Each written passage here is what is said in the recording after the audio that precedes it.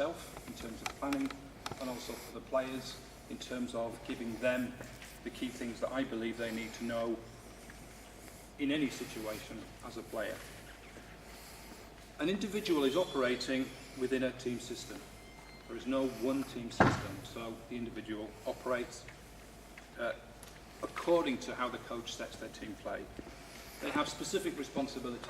They have a zone to cover within that team system, and they link to the block. So they're not working independently, it is teamwork. They do work closely with the block. When an individual is on the court, there are certain other things to do to consider other than the key technical points about what to do with their feet, their arms. They're looking at what's happening on the other side of the net. Defence begins at the point where your team is serving. So we observe through the net at what's happening through the net. We all know that volleyball is sequential. We should be teaching our players to look at that sequence. They start from a base position, and according to the sequence of play and what's happening at each stage of the play, they have a base, adjust. And in terms of the sequence, you've got to think through what's happening. The ball is going over the net from the serve. Remember, we start defence from the service. There could be an overpass from service reception. We prepare for that. Second setter could be playing the ball over the net. It could then be first tempo, so you're thinking one step after the other. Get your players to observe each of those steps and react accordingly.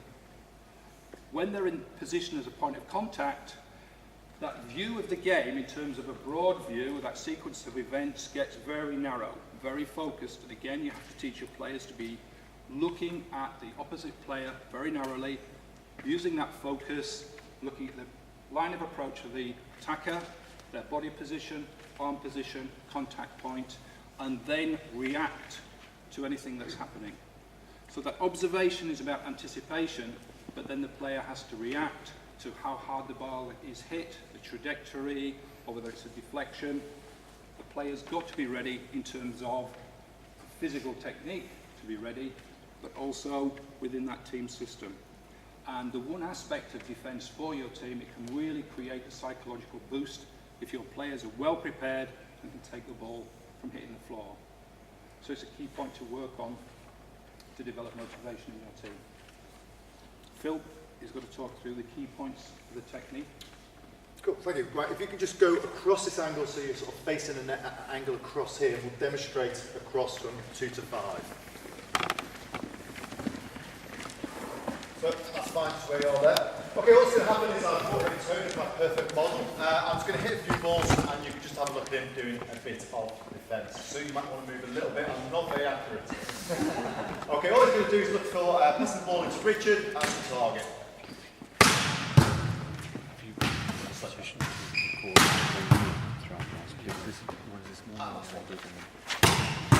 Okay, we decided we're going to go here as our first way of introducing the drill. Obviously we can hit at different paces and whatever.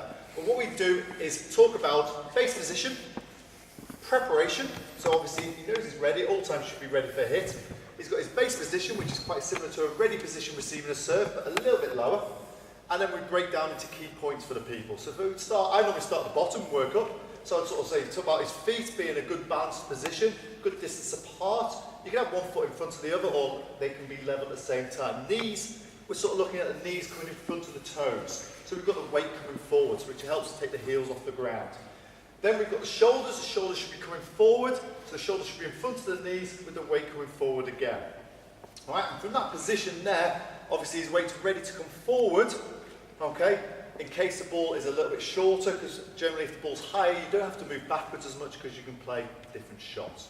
Okay, we'll just hit 3 more so you can just see him sort of mirroring them conversations. Just watch out for his key points. Here we go.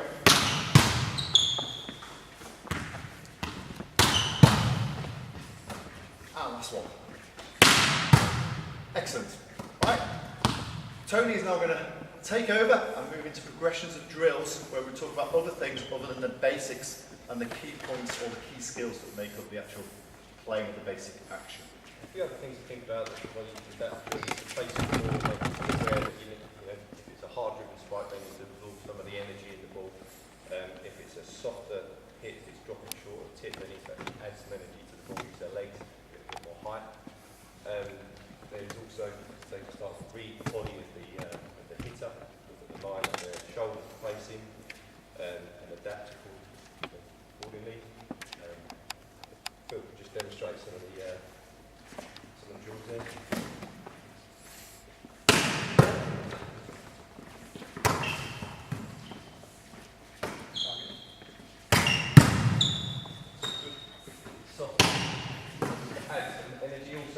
Vital mainly for the overarm passing, keep behind the ball, some energy into the ball nice and fine. With the drop ball again, you're going to have to move in, add a bit of energy to the ball.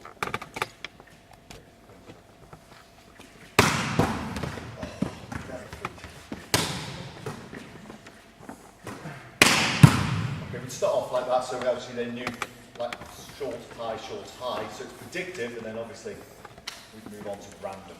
You can also start to add other team members in, start to move into a position to play the ball.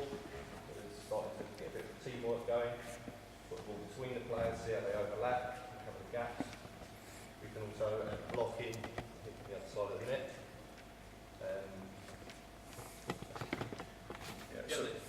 Just a point here about observing the spiker. You can create those conditions with the feeder by showing your body position, showing what you're doing, trying sometimes to disguise the contact, but at least showing the direction the ball is going with your toes, with your body position, so you're controlling the players and getting the response you want from the players. So you can make them adjust by the movement of your body, and as long as you can hit that straight line, you can get the response that you want from the players. And it's in these drills that they learn to observe you, and perhaps if they're working in pairs with other players, they should be looking at the other player for those cues, for those things that help them take the decisions of getting the right place, the right body position to get the ball in the air. So also add in some communication, make sure they're talking to each other, making sure they're taking the right ball, they know what area of the ball they're covering, releasing the hitters to swing hit, things like that. If you want us to progress, like we said, we just go static, movement forward and backwards, movement left and right, 2 players, same sort of drills, build them up again, 3 players, just build it up 4, 5, 6, full attacks, straight through really. Everyone sort of really knows the progressions. And that is us in 10 minutes. That's great.